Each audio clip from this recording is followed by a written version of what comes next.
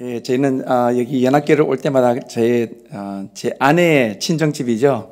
제가 이 교회에서 만나서 교회 결혼도 했고요. 제 의지와는 상관없이 아닙니다. 제 의지입니다. 교회 주선으로 제 아내도 만났고 이곳에서 결혼도 했고 또 이 교회에서 축복을 받으면서 제가 13년 전에 또 저희가 콜롬비아로 사역을 떠날 수도 있었고요. 여러 면에 있어서 굉장히 많은 추억이 많이 있는 교회입니다. 그래서 올 때마다 반겨주신 분들은 많은데 제가 기억이 짧아서 다 일일이 기억을 못 해드려서 참 죄송한 마음이 큽니다. 저에게서는 아내를 만나고 결혼하고 지금 아들이 셋인데요. 큰아들이 지금 이제 26, 만으로 26, 25, 24 됐습니다. 다 이렇게 독립한 지 이제 한 4년 됐고요. 아직 식구들이 그 후로 아직 만나보지 못했습니다. 그래서 이제 조만간에 저희가 다시 이제 교회를 다시 만날 수 있는 그런 기회가 있을 것 같습니다. 큰아들이 대학교를 졸업하면서 파이낸스를 전공을 했습니다. 그래서 자기가 정말 들어가고 싶은 회사가 있었어요. 그게 BMO 해리스라는 은행이었는데요. 자기가 들어가고 싶은 그 은행에서 인터뷰가 안 오니까 이 친구가 완전히 이제 머리가 그냥 너무 복잡해진 거예요. 그래서 1년 동안 인터뷰도 안 하고 커피숍에서 바리스타로 일을 하더라고요. 그래서 1년을 하면서 막 온 집안 식구를 말아먹었습니다. 그냥 하나님 어디 계시냐, 하나님이 사랑하시냐, 내가 선교사 아들로 내가 이렇게 졌는데 도대체 뭐 하나님이 나한테 뭐 해주는 게 뭐 있냐 막 난리가 났어요. 그래서 하여튼 하나님 은혜를 주십시오. 그냥 기도밖에 못했는데 한 1년 후에 그러니까 1년 전이죠. 딱 이제 온 거예요. 한 번에 딱 가서 그 회사 인터뷰하고 딱 취직이 됐어요. 지금 완전히 구름입니다. 할렐루야. 참 얼마나 지금 은혜롭게 신앙생활도 잘하고 주일학교 교사로도 섬기고 그래서 제가 그런 모습 보면서 간사한 제 모습을 봅니다. 그 간사한 모습이 어디서 왔겠습니까? 예, 그래서 이제 둘째 아들은 지금 애니메이션, 3D 애니메이션 제작하면서 지금 제작에 열중하고 있고요. 셋째는 이제 대학교를 스킵하고 자기는 먼저 사역을 하고 나중에 하나님께서 자기에게 말씀하시면 자기가 이제 공부를 하겠다고 지금 선교사로 호주에서 이 아프리카를 대상으로 지금 선교사로 살고 있습니다. 올해 1월 달에 하나님께서 또 제 막내에게 말씀하셔서 이제 북한을 준비하라고 말씀하셔서 지금 북한 들어갈 준비를 하고 있습니다. 그래서 이제 여러모로 많이 기도가 많이 필요한 그런 시간을 보내고 있습니다. 제가 참 좋아하는 미국의 작가 중에 로저 반 오크이라는 사람이 있습니다. 이 사람은 아주 평범한 셀러리맨이었습니다. 근데 자기가 일하는 회사에서 일을 하다가 문제가 하나 생겼는데 이 문제에 대한 해결점이 생각이 안 나는 거예요. 그래서 어느 날 고민하다가 아침에 샤워를 하는데 미끄러졌어요. 여러분 샤워하면 이렇게 샤워 바닥이 미끄럽지 않습니까? 미끄러지면서 머리를 딱 부딪힌 거예요. 그런데 딱 부딪히는 순간 자기가 그렇게 고민하던 해결점이 막 생각이 났어요. 와, 그래서 그 문제를 해결을 했습니다. 그래서 그 경험을 삼아서 책을 하나 썼습니다. 그것이 A Whack in the Side of the Head. 머리를 부딪히다. 그래서 그게 베스트셀러가 됐어요. 혹시 기회가 되시면 로저 반 오크의 A Whack in the Side of the Head. 완전히 사람의 관점을 이렇게 바꿔주는 그런 책입니다. 그러다가 이제 또 다 이제 승진이 돼가지고 일을 잘하고 있었습니다. 그런데 이제 어느 날 또 문제가 생기는데 문제가 해결이 안 되는 거예요. 근데 이제 자기 사무실에서 앉아가지고 책상에서는 막 이렇게 골몰하고 있는데 뭐 흔히 그런 일 일어나지 않습니까? 사람들이 지나가다가 이 의자를 툭 친 거예요. 이렇게 치면서 딱 이렇게 의자에서 떨어졌습니다. 떨어지면서 또 영감이 왔어요. 그래서 문제가 해결이 됐어요. 그래가지고 쓴 책이 A Kick in the Side of the Seat. 의자에서 넘어지다. 아주 재밌는 두 책입니다. 그래서 저희가 세계관을 가르치거나 이 패러다임 시프트에 대해서 얘기를 할 때 이 두 책을 굉장히 많이 읽히게 합니다. 오래된 책인데요. 벌써 20년 전 책입니다. 지금도 사람들에게 각광을 받고 있습니다. 얼만큼 이 하나님이 아니라 얼만큼 우리가 가지고 있는 인생의 문제에 대한 해결점이 가까이에 있느냐. 얼마나 그것이 단순한 문제인데 단순하게 우리의 관점, 우리가 거기에 익숙하지 않고 우리가 지금 하고 있는 일에 안정감이 너무 들어버려서 다른 것들을 바라볼 수 있는 시각이 부족한 것 아닌가. 그렇게 도전합니다. 그래서 우리가 살고 있는 삶이지만 좀 다른 측면에서 그 문제점들을 이렇게 바라보게 될 때 우리가 훨씬 더 다른 방법으로 문제점을 찾을 수 있을 수 있겠다. 그렇게 도전하는 책을 읽은 적이 있습니다. 저는 그 책에 대한 성경적인 그런 배경이 참 많이 있다고 생각합니다. 사실 바리새인들이 그랬습니다. 바리새인들은요, 매일 기도하고 있었고요, 매일 예배를 드렸고, 매일 성경을 연구하고 사람들에게 가르쳤습니다. 그럼에도 불구하고 자기들이 가르치고 있는 그 메시아 예수가 자기 가운데 걸어 다니는 것을 보지는 못했어요. 구약에 있는 그 수많은 기적에 대해서 사람들에게 얘기를 하면서 예수가 그 가운데서 행하시는 기적을 받아들일 수가 없었습니다. 그만큼 우리가 쳇바퀴처럼 돌아가고 있는 이 먼데인한 라이프, 아주 반복되는 삶은 자칫 잘못하면 우리가 우리에게 향하신 하나님이 우리에게 주신 정체성, 아이덴티티, 그리고 데스티니 있습니다. 삶의 목적을 자칫 잘못하면 망가가기가 쉽습니다. 그것을 발견하기 위해서 우리 인생은 살아가면서 여러분 그렇게 사시지 않으셨나요? 미국에 살면서 우리의 인생에 살아가는 것들이 계속해서 우리는 사건들을 통해서 다른 관점으로 우리의 인생을 바라보도록 성령께서 도우십니다. 사업에 어려움을 당하든지, 자식의 문제, 결혼의 문제, 교회의 문제, 혹은 우리의 삶에 있는 많은 관계들의 문제를 겪으면서 전에는 생각하지도 못한 것들이 새로운 관점에서 우리가 신앙을 생각하고 관계를 생각하고 내 인생을 생각하게 되고 내 삶의 미래를 생각하게 만들어주는 그런 상황들이 많이 생기는 것을 볼 수가 있습니다. 오늘 읽었던 이 성경의 말씀은 모세의 이야기입니다. 모세는 우리가 아는 것처럼 모세가 신앙이 좋은 사람이 아니었어요. 성경은 모세가 하나님을 열심히 믿고 있는 그런 하나님의 사람이었다고 말하고 있지 않습니다. 이 사람이 믿음이 있었다고 말하고 있지 않아요. 모세는 40년 동안 Prince of Egypt, 애굽의 왕자로 생활했습니다. 애굽에서 사도행전은 그가 애굽에서 모든 학문과 지혜와 말에 능통했다. 최고의 학벌을 가진 사람이었습니다. 그럼에도 불구하고 그는 그 속에서 하나님의 경륜을 깨닫지 못했습니다. 사람들을 압제할 수 있었습니다. 그러니까 도시들을 건축했다라고 말하고 있거든요. 그러니까 람셋과 그 국고성을 만들었던 장본인이었습니다. 나라를 발전시킨 사람이었죠. 그럼에도 불구하고 하나님을 인격적으로 만났다? 성경은 그런 얘기하지 않습니다. 그러다가 이제 살인을 하게 되죠. 그래서 도망자의 삶을 삽니다. 그래서 광야에서 한 여자를 만나고 그 여자를 만나서 그 장인의 이드로의 양을 칩니다. 40년 동안. 여러분 말이 40년이지 40년 동안 똑같은 일을 매일 반복하는 거예요. 세상에 그것처럼 따분한 일은 없을 것 같습니다. 첫 40년 동안은 왕자로서 나라를 건축하며 사회 모든 영향력의 영역 가운데서 모든 재반사항들을 다 기여했습니다.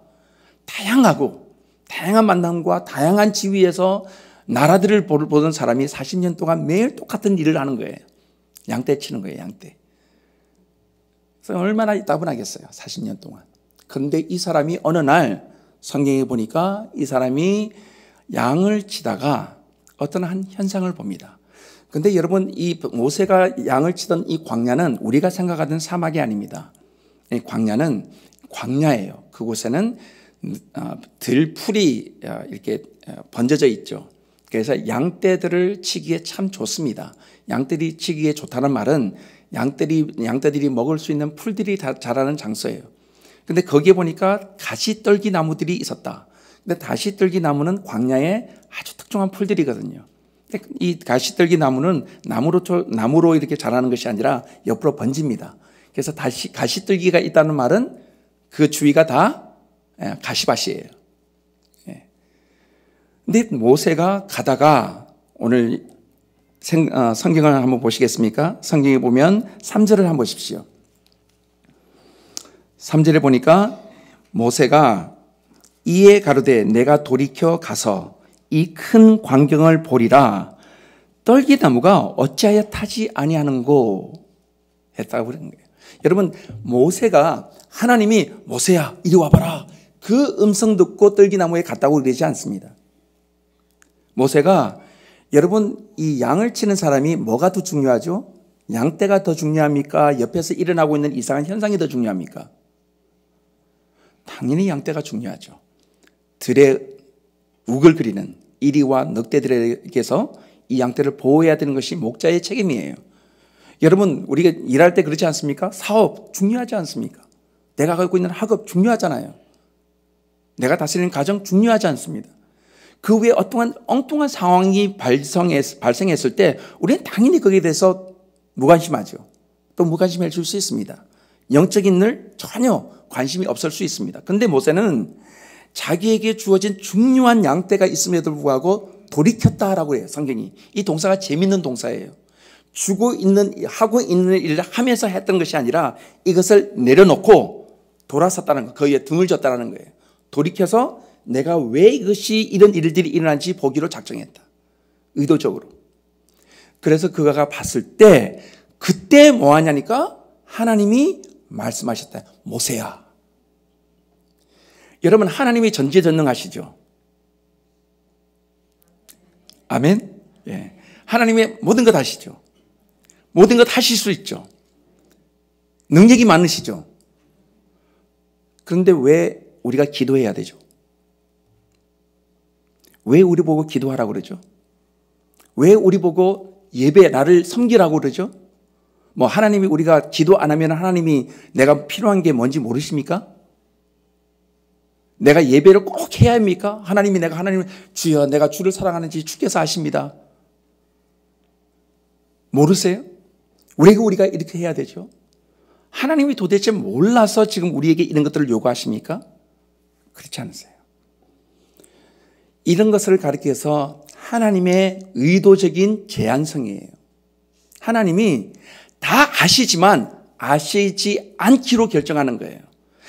그 말은 하나님이 관심이 없다는 말이 아니라 하나님이 우리를 기계적으로 다루시지 않겠다라는 말이에요. 인격적으로 다루시지. 여러분 기계적으로 다룬다는 것은 이런 말입니다. 말하지 마. 내가 다 알아. 다 줄게. 나한테 권고하지 마. 내가 다 줄게. 이거 기계적인 거예요. 여러분 우리 자녀들 키우실 때 그렇게 한번 해보세요. 애들이 일어날 때 너 뭐 알람 하지 마. 내가 깨워줄게. 걱정하지 마. 내가 아침 해줄게. 걱정하지 마. 내가 학교 데려다 줄게. 걱정하지 마. 내가 데리러 갈게. 걱정하지 마. 내가 선생 붙여줄게. 걱정하지 마. 내가 다 해줄게. 자, 그래가지고 이 학생이 고등학교 졸업하고 대학교 가요. 무슨 일이 일어날까요? 제가 대학에서 16년을 미국에서 목회를 했거든요. 대학생들. 미시간 대학에서요. 한국 학생들뿐만 아니라 아시아계 학생들이 제일 힘들어하는 게 1학년 1학기예요. 자기가 혼자 일을 할 줄을 몰라요. 자기가 스스로 학과를 선택하는 법을 몰라요. 자기가 좋아하는 선생들을 어떻게 구별하는 법을 몰라요. 어떻게 학업을 진정하는지 몰라요. 평생 they were told. 다 말해줬어요. 다 해줬어요. 스스로 해본 경험이 없어요. 그래서 1학년 1학기를 망쳐버리면 무슨 일이 일어나는지 아시죠? 여기 대학생들 앉아 계시죠? 예, 슈퍼 시니어가 됩니다. 4년 만에 못 맞춰요. 1학년 1학기를 망쳐버리면 그것을 회복해서 적당량의 GPA가 올라가서 자기가 원하는 학과에 들어가는데 3년 한 1학기로 절대로 회복이 안 됩니다. 1년이 더 필요해요. 그래서 5년 만에 대학교를 졸업하는 거예요. 그래서 내가 슈퍼 시니어 그러면 공부 잘하는 건 아니고 이런 예, 그런 말이 나오는 거예요. 물론 다른 이유도 있겠지만 하나님은 절대로 우리를 그렇게 하신다는 거예요. 말도 하지 말아라. 기도도 하지 말아라. 예배도 필요 없다. 전도하지 말아라. 사랑할 필요도 없다. 성경도 읽지 말아라. 내가 다 알아서 해줄게. 세상에 그런 법은 없어요. 하나님이 절대로 우리를 기계적으로 다루시지 않겠다. 인격적으로 다루겠다. 너는 내게 부르짖어라. 내가 응답해 줄게. 너는 나를 찾아라. 내가 찾게 해줄게. 너는 문을 좀 두드려 봐라. 그럼 내가 보여줄게. 너는 기도해라. 그럼 내가 하늘에서 듣고 내가 이 땅을 고쳐주마. 그러면 어떤 분들이 이렇게 생각하시겠죠. 근데 나는 기도하지도 않았는데. 내가 하나님 찾지도 않았는데 저는 인생이 지금 너무 잘 돼가고 있어요. 왜 그렇죠? 여러분가 아니에요. 누군가가 여러분 대신해서 기도했기 때문에 그래요.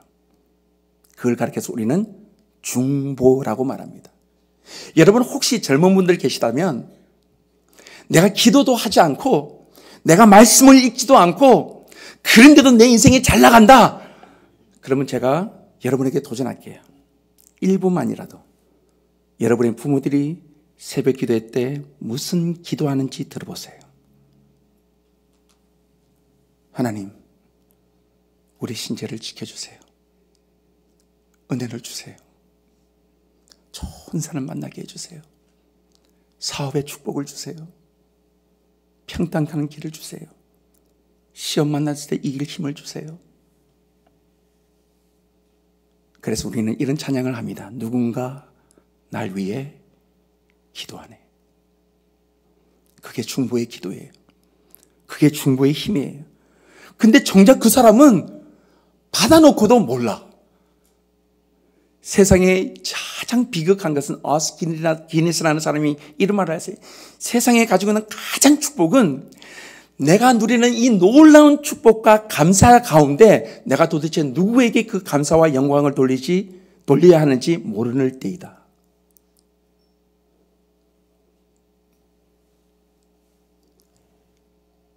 모세는요 40년 동안의 애굽의 왕자로 살았어요. 그런데도 자기가 못 본 게 있었어요. 여러분 성경 한번 좀 보시겠습니까? 성경에 보시면 7절을 보세요. 돌았으니까 여호와께서 가라사대 내가 애굽에 있는 내 백성의 고통을 정령히 보고 그들이 그 간역자로 인하여 부르짖음을 듣고 그 우구를 알고 있다. 9절을 보세요. 이제 이스라엘 자손의 부르짖음이 내게 달하고 애굽 사람이 그들을 괴롭게 하는 학대도 내가 보았다. 여러분 지난 80년 동안 하나님께서 보고 있었던 게 뭐였죠? 사람들의 부르짖는 소리, 그들의 우고, 노동, 그들이 어려움, 그들의 기도 소리를 하나님이 듣고 있었다고 말해요. 그런데 모세는 정작 그 가운데 살면서도 알았어요? 몰랐어요? 몰랐어요. 관심도 없었어요. 제가 여러분에게 한번 질문하겠습니다. 여러분 모세가 신발을 벗었기 때문에 그 장소가 거룩합니까? 아니면 그곳이 거룩하기 때문에 신발을 벗었습니까? 대답 안 하셔도 돼요. 생각해 보세요. 그곳이 거룩하기 때문에 신발을 벗었습니까? 아니면 신발을 벗었기 때문에 거룩합니까? 여러분 장소가 거룩을 결정합니까? 그러면 우리 이 예배당이 거룩하고 저 문 딱 나가면 친교실부터는 조금 덜 거룩하고 파킹장에 나면 조금 덜 거룩하고 길에 나가면 그 거룩이 사라져요? 장소가 거룩을 결정합니까?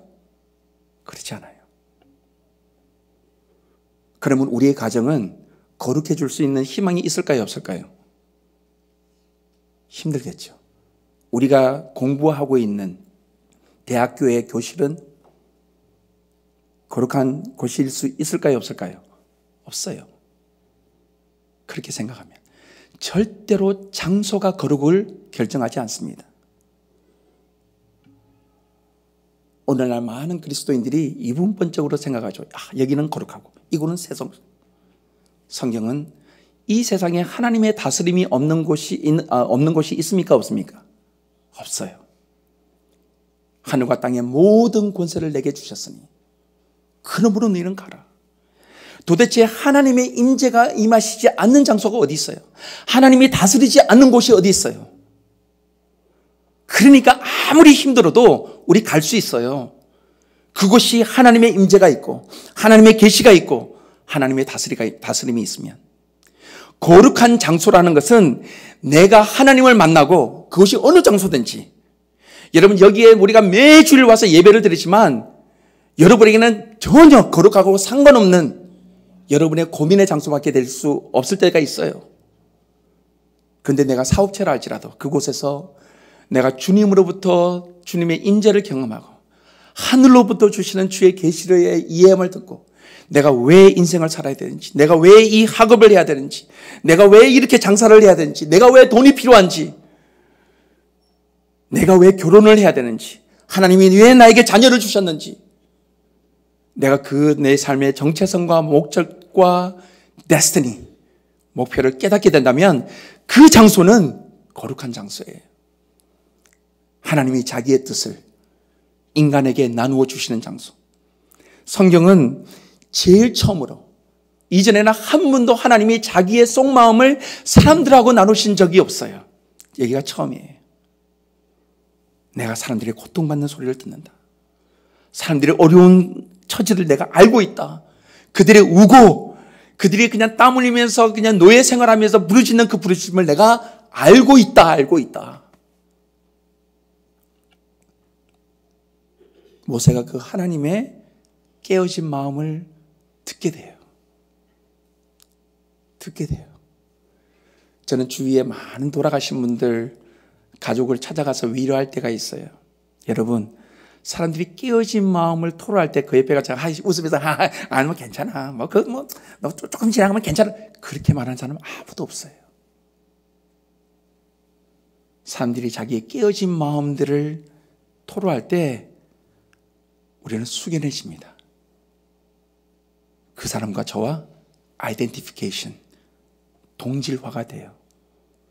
그래서 같이 울음도 나오고 슬퍼하기도 되고. 모세에게는 이 사건이 처음으로 자기가 그렇게 매일 하고 있던 일이지만 전혀 보지 못했던 것을 하나님이 말씀하시는 거야. 나는 너가 그 속에서 40년을 살았지만 못 봤지만 나는 그걸 보고 있다. 그 관점을 보여주시는 거예요.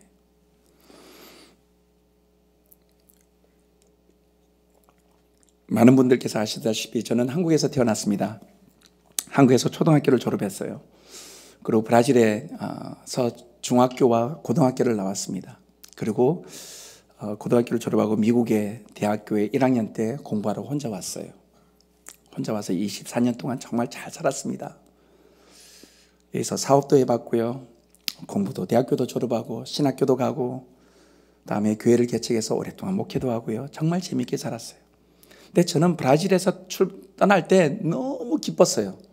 이놈의 브라질 내가 다시는 이제 볼까 안 볼 거다. 너무 힘들었거든요.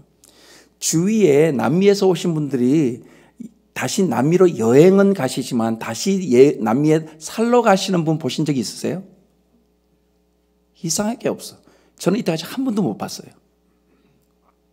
아직까지. 저도 그랬어요. 왜냐하면 너무 힘들었기 때문에. 미국은 일반 영어라도 알고 있죠. 그러면 포르투갈은 누가 알겠어요. 그래서 제가 떠나면서 제가 3가지 다짐을 했습니다. 내가 절대로 브라질 돌아가지 않을 거야. 그러면 내가 내 입에 포르투갈을 담으면 내 입에 장을 지진다 내가. 3번째, 이 나쁜 남미놈들 내가 친구를 삼나 봐라. 거기서 있으면서 얼마나 왕따를 당했든지. 그리고 잘 살았어요. 그리고 그것이 아주 제게는 자랑이었어요. 목회도 잘하고 있었습니다. 그러다 어느 날 금요 철야 예배 때 하나님께서 제게 찾아오셨어요. 늘 읽고 알던 말씀이었지만 이사야서 55장 5절에 있는 말씀을 제게 주셨어요. 기도하는데 갑자기 말씀이 살아서 움직여요. 내가 알지 못하는 나라들이 너의 이름을 부르며 내게 달려올 것이다. 그러니까 이사야에게 주셨던 예언이었어요. 근데 그 말씀이 제게 다가왔어요. 그래서 하나님 내게 무슨 일이 일어날까요? 기대하면서 잤어요. 그 다음날 새벽 기도를 마쳤는데 친구 목사가 불렀어요. 야, 왕 목사 아침 먹자고. 그래서 한짐으로 갔더니 그 아침 식사 시간에 그 동티몰에서 온 자매 한 명을 데리고 왔어요. 그래서 소개를 해주는 거예요. 이 자매 얘기 좀 들어보라고. 그러니까 이 자매가 그러는 거예요. 2002년 동티몰에 독립전쟁이 일어나고 있다고. 나라가 너무 힘듭니다.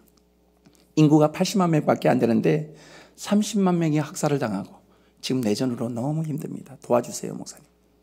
그래서 제가 기도해주고 제가 있는 지갑에서 돈을 탈탈 털어서 헌금 주고 God bless you. 그리고 기도하고 집에 갔어요. 집에 가고 있는데 갑자기 성령께서 야! 내가 말했잖아. 왜 차를 세웠어요? 가만히 있어봐. 어제 저녁 때 말했잖아요. 하나님이. 내가 알지 못하는 나라가 너의 이름을 부르면 내게 달려올 것이다. 오늘 아침에 누굴 만났어요? 동티몰에서. 제가 동티몰을 알았습니까? 몰랐습니까? 몰랐잖아요. 그래서 제가 그래서 하나님, 그러면 이게? 그래, 그거. 그래서 제가 주일날 예배를 끝마친 다음에 장로님께 양해를 구했어요. 장로님, 제가 2주만 다녀오겠습니다. 그래서 휴가를 받아서 찾아갔어요. 3일을 걸려서 동티모르에 도착했어요. 인도네시아 맨 끝에 있는 조그만 섬이에요. 그때는 내전이었기 때문에 일반 시민들은 못 들어가고 이 유엔의 평화유지군들만 들어갈 수 있었어요. 근데 거기 이제 그 사무실에서 퍼미션을 받고 들어갔어요. 그래서 긴 활줄에서 기다리고 있는데 하나님이 이곳에서 도대체 무슨 일을 하실 겁니까? 하고 기도하고 있는데 갑자기 성령이 확 임하셨어요. 그래서 완전히 Zap by the Holy Spirit. 그러면서 제 귀가 빡 들리더니 동티모르 사람들이 하는 얘기가 다 알아듣는 거예요, 제가. 와, 세상에 이런 성령의 체험이 있나. 딱 깨고 보니까 이게 동티모르 사람들이 포르투갈 말을 하고 있는 거예요. 성령의 능력하고 전혀 상관없어요. 제가 그 순간요, 여러분은 웃으셨지만 저는 심각해졌어요. 이게 웬일? 이게 무슨 상황이죠, 이게? 제가 24년 동안 내가 정말 지조를 지켜왔는데, 그게 동티모르 포르투갈 쓰니까 평화의 위주군이 어디서 왔겠습니까? 다 브라질 사람들, 포르투갈 사람들. 보기만 해도 그냥 진절머리 나는데. 그래서 제가 너무 마음이 그냥 진짜 막심해지는 거예요. 진짜 여기 웬일입니까? 그런데 성령께서 제게 정말 확신을 주시는 거예요. 신재야, 내가 지난 24년 동안 너 인생에 대해서 너가 누군지, 너의 과거의 경험이 무엇을 의미하는지 내가 설명해 주려고 무던히 노력을 했다. 근데 네가 나한테 기회를 안 주더라. 내가 이 땅에서 설명해 줄게. 그런 마음을 주세요. 저는 전쟁을 경험해 보지 못한 세대입니다. 전쟁이 뭔지를 몰라요. 가본 적도 없어요. 근데 전쟁터였어요. 공항에서 나와서 가다 보니까 길거리에 널린 게 시체예요. 30만 명이 학살당한 장소. 아이들이 울고 있죠. 모든 집들은 다 불타 있죠. 파괴됐죠. 제가 제 선교부에 딱 도착해서 짐을 내리자마자 빵 하고 의약품을 딱 가지고 거리로 나갔어요. 정신없이 아이들을 데리다가 안전한 곳으로 옮기고 빵 주고 사역을 시작했습니다. 그런데요, 제가 24년 동안 굳게 닫혀있던 제 입에서 포르투갈 말이 그냥 쏟아져 나왔어요.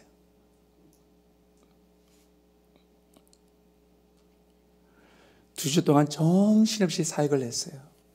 떠나는데 그렇게 감사할 수가 없어요. 그렇게 감사할 수가 없어요. 제 인생에 그런 환희를 느껴본 적이 없어요.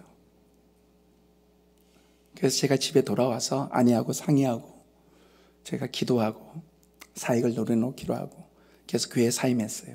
사표를 내고 저는 이제 떠나겠습니다. 그래서 그냥 떠났어요. 동티모르에 들어갔어요. 그래서 사역을 하기 위해서 거기에는 11명의 선교사들과 함께 팀을 이루어서 도시에서 조금 들어간 한 6시간 떨어진 그 웨베렉이라는 도시에 들어가서 사역을 시작했습니다. 어떻게 하면 이 나라를 다시 세울 수 있을까? 그래서 조그만 마을부터 시작하자. 그래서 사역에 들어가서 사역을 하려고 들어가는데 치치마로 돌아다니면서 우리가 빵을 주고 우유를 주고 하려면은 다 깨버리는 거예요. 우유를 깨고 빵을 안 먹어요. 그래서 저희가 왜 이래? 그래서 사람들이 다 이걸 독이래요. 이게 동물이래요. 안 받는 거예요, 사람들이. 그래서 우리 선교사들이 다 앉아가지고 진짜 망연자실이 무슨 말인지 이거 어떻게 해야 됩니까? 우리가 생명을 진짜 걸고 거기까지 와가지고 의약품 날려주는데 안 받아요. 애들이 고열이 있어가지고 타이노를 하나만 딱 먹이면 낫는데 고열로 죽어버려요. 이거 정말 당황스러운 상황이었어요. 빵을 줘도 먹지를 않아요. 우유를 줘도 마시지를 않아요. 왜입니까? 기도를 하는데 답이 없어요. 근데 제가 기도를 하는데 밤에 하나님이 제게 그러신 거예요. 신재야, 빨리 가서 네 아내하고 애들 3명 데려와. 그때 제 아이들이 4살, 5살, 6살이었어요. 제가 그 말을 딱 듣는 순간 내가 예수 그리스도의 이름으로 명하노니 사단아 물러가라. 진짜 저는 내 사단의 목소리인 줄 알았어요. 그 다음날 아침에 일어나서 묵상을 하는데 또 그 생각이 드는 거예요. 빨리 가서 아내하고 애들 데려와. 아니다 이거. 저녁 들에서 또 빨리 가서 아내하고 애들 데려와. 3일이 계속된 거예요. 제가 참지를 못해요. 꿈에도 나타나시죠. 환상도 보여주시죠. 이걸 어떻게 해야 될지 모르겠어요. 이 상황을. 하나님 그래서 하나님 저 이거 싫습니다. 저는. 제 혼자도 지금 감당하기 힘든데 애들을 여기 데려오다니요. 저는 싫어요. 근데 제가 순종하겠습니다.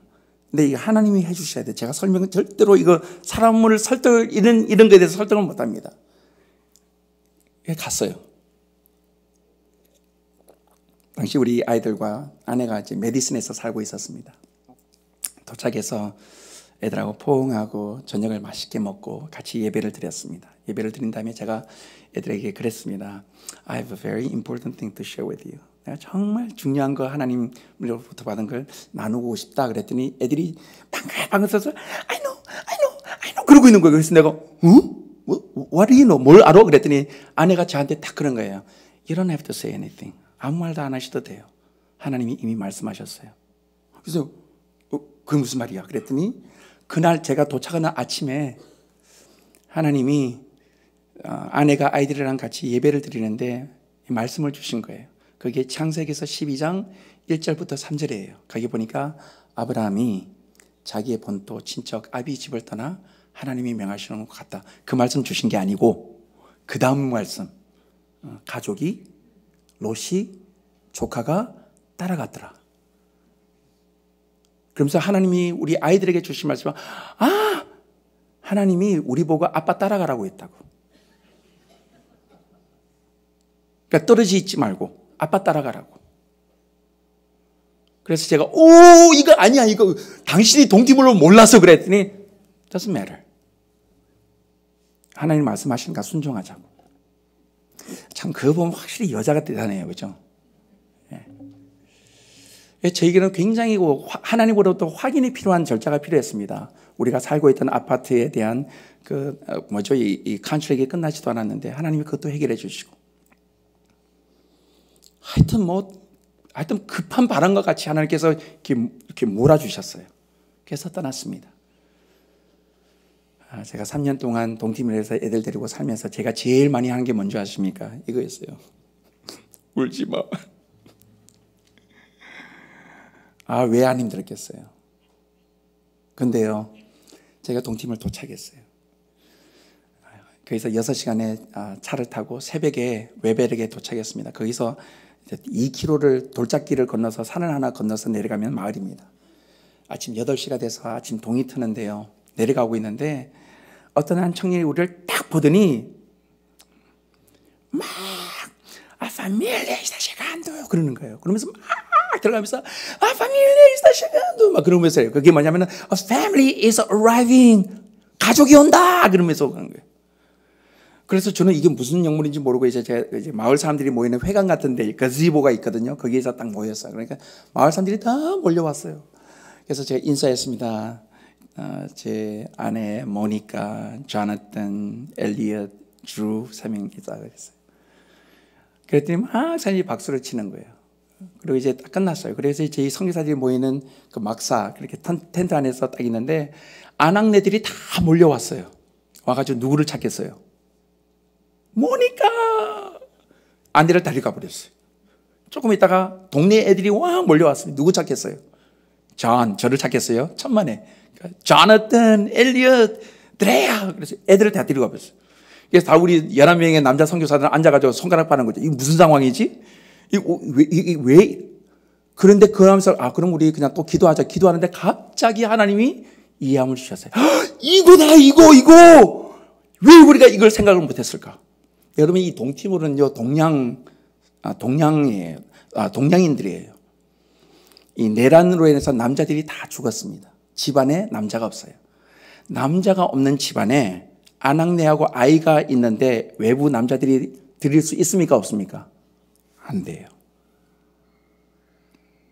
근데 보니까 11명의 남자들만 같이 사는데 가족이래. 그러니까 이해가 안 되는 게 이 사람들이 이상한 사람들이야. 남자들만 있어. 여자가 어디 있어? 까대물예? 여자가 어디 있어? 애들도 없어. 남자들만 맨날 같은 막사에 왔다 갔다 하고. 믿을 수가 없어. 이거 이방인이다, 이거. 이 사람들 분명히 우리한테 해를 끼치러 온 사람이다. 여자들 겁탈하고 우리 말을 완전히 그거 하러 온 사람들이라. 그래서 이 사람들이 주는 빵 먹지 마. 물 마시지 마. 약, 이거 다 독약이야. 안 받은 거예요.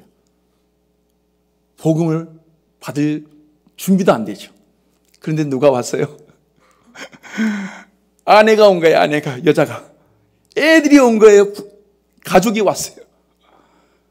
그때 알았어요. 하나님, 이것이 하나님의 지혜입니다.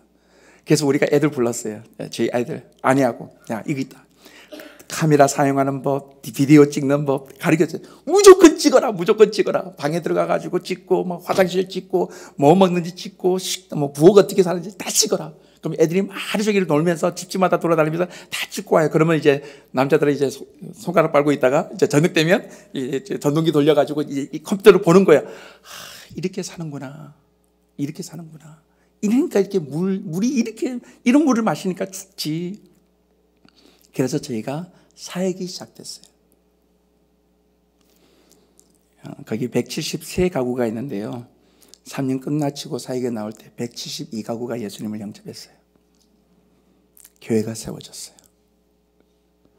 한 명은 누구냐면 추장이었어요. 예수님을 믿었는데 제발 자기가 믿는다고 말하지 말라고. 왜냐하면 그 주위에 있는 부족들이 자기 죽이니까. 그래서 우리가 그냥 이 사람은 믿지 않는 사람이라고 그 숫자에서 빼줬어요. 근데 지금 그 추장이 그 마을의 교회, 그리고 우리가 했던 모든 그 커뮤니티 디벨롭먼트를 한 물탱크라든지 이걸 다 관리하고 있어요. 거기서 지금 선교 베이스가 생겨졌고요. 그 마을을 중심으로 이웃 마을에 계속해서 전도해 나가는 역사가 일어났어요. 나오면서 제가 그때 깨달았던 말씀을 읽어드리겠습니다. 빌립보서 2장에 있는 말씀이에요. 너희 안에 이 마음을 품으라. 곧 그리스도 예수의 마음이니 그는 근본 하나님의 본체시나 하나님과 동등됨을 취할 것으로 여기지 아니하시고 오히려 자기를 비워 자기의 신발을 벗어 종의 형체를 가져 사람들과 같이 되었고 사람의 모양으로 나타나셨음에 자기를 낮추시고 죽기까지 복종하셨으니 곧 십자가에 죽으심이라. 여기서 예수님이 자기를 비워라는 이 동사가 신발을 벗다. 예수님이 자기가 누릴 수 있는 모든 안정감, 하나님으로서의 본체, 그것에 대한 신발을 벗으시고 우리 인간이 되신 그날을 기념하는 것이 바로 지금 이 사순절 기간이에요. 신발은 사람들에게 굉장히 중요했습니다. 그것은 뜨거운 태양빛에 걸린 자갈과 모래와 가시길을 걸어감에 있어서 나를 보호해 주는 거예요. 이것은 나에게 주는 최고의 안정감입니다. 그것을 벗는 순간 어떻게 될까요? 아파하겠죠. 저는 절대로 모세가 그 하나님이 부르실 때 내 선 곳은 거룩한 곳이니 신발을 벗어라 그랬어요. 신발을 벗었을까요? 안 벗었을까요? 모르겠어요. 성경은 말해 모세가 신발을 벗었더라. 그런 말 없어요. 만약에 그런데 모세가 신발을 벗었다면 무슨 일이 일어날까요? 갑자기 그곳이 카페트로 바뀌어집니까? 아마 엄청나게 아파서 주리를 털었을 것 같아요. 그 아픔을 맛보면서 하나님의 음성을 듣는 거예요. 내가 아프다. 내가 아프다. 내가 마음이 죽겠다 지금. 이 죽어가는 영혼들 때문에. 우리가 잘 아는 대로 모세의 인생은 이 하나님의 마음을 깨닫는 순간으로부터 바뀝니다. 여러분 주위에 저를 비롯해서 선교사뿐만 아니라 사회복지센터에서 일하시는 여러 사역을 하시는 분들의 이야기를 달아보시면 그 사람들의 이야기 안에는요, 그들이 만났던 하나님에 대한 성품이 있어요. 하나님이 나에게 정말 긍휼하셔서 나에게 자비를 베풀어 주셔서 그런 사람이 무슨 사역할까요? 자비 사역하고 긍휼 사역해요. 내가 어릴 때부터 내가 배우지 못한 그게 한이 되어 있어서 근데 하나님의 말씀을 통해서 나에게 회복시켜 주셨어. 그래서 뭐 할까요? 교사하고 있어요. 우리가 하고 있는 모든 사역에는 하나님의 성품이 반영돼요. 하나님은 말씀하시는 분이십니다. 진리로 하세요. 근데 이 세상에 있는 모든 미디어 커뮤니케이션을 보니까 거짓말로 가득해. 그래서 미디어 커뮤니케이션, 하나님은 창조하시는 분이십니다. 그래서 예술로도 나가고요. 하나님은 가르치시는 분이세요. 지혜와 지식으로. 그래서 교사가 되고요. 하나님은 고치시는 분이세요. 돈 받고 고치시는 것이 아니라 정말 은혜로 고쳐주세요. 그래서 내가 의사, 간호사, 영양사가 되기도 하고요. 하나님은 나를 도와주시는 분이세요. 그래서 내가 사회복지가가 되고요. 하나님은 나를 다스리시는 분이세요. 그래서 내가 정치가가 되기도 하고요. 하나님께서는 경영하시는 분이십니다. 그래서 내가 비즈니스도 하고요. 하나님은 농부세요. 그래서 농경업도 하고요. 하나님 내게 놀라우신 부모세요. 그래서 내가 아이를 잘 키우는 부모의 역할을 하고요. 우리가 알고 있는 모든 일들에는 하나님의 성품이 드러납니다. 모세가 그것을 깨달은 거죠. 제가 동티모르에 들어왔을 때 하나님께서 저에게 그렇게 말씀하셨어요. 신재야, 남이 다시 내려갈래?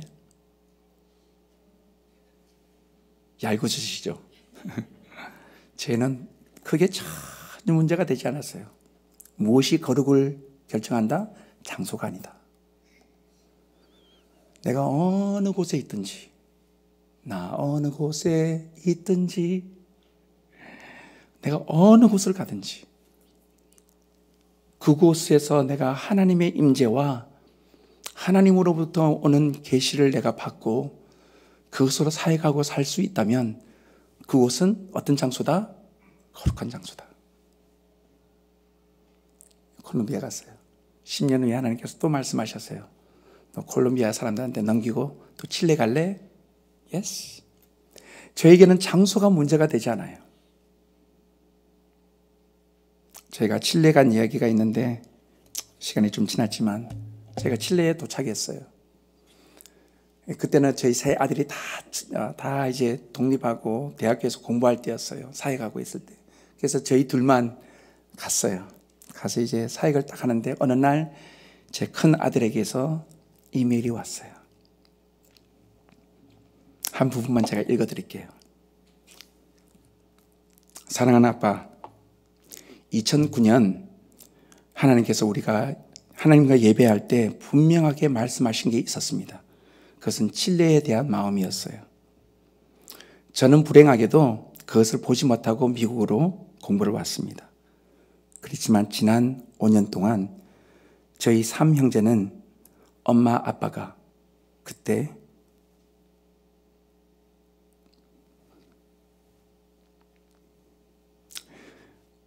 하나님께서 우리에게 말씀하신 그 말씀에 순종하는지 안 하는지 그것이 저희들의 관심사였습니다. 시간이 지났지만 엄마 아빠께서 칠레를 가주셔서 감사합니다.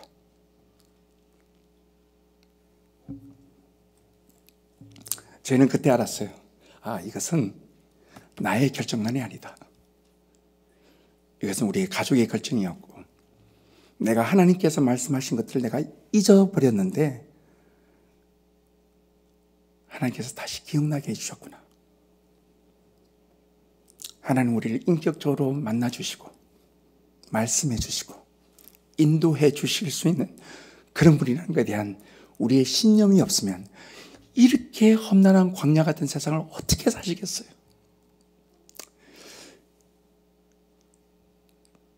이번 한 주간 사순절을 보내시면서 하나님께서 왜 자신의 신발을 벗으셔야 되는지 그것이 우리에게 깊게 도전하고 말씀해 줄 수 있는 그런 축복된 한 주간이 되시기를 주님의 이름으로 축원합니다. 기도하겠습니다.